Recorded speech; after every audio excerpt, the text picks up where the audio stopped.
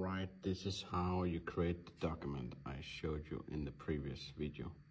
DMR variables, worksheet range, PDF path, workbook path, and PDF name. Set our worksheet as the data. That's the name of the sheet. That's the range we're gonna convert to a PDF.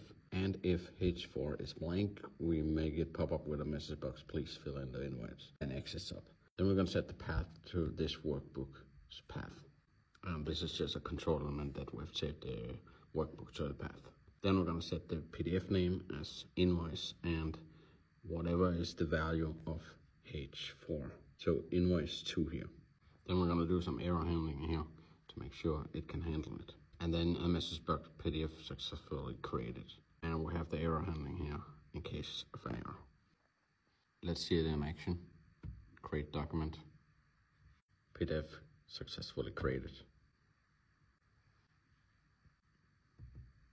Here you have it. Follow for more VBA automation.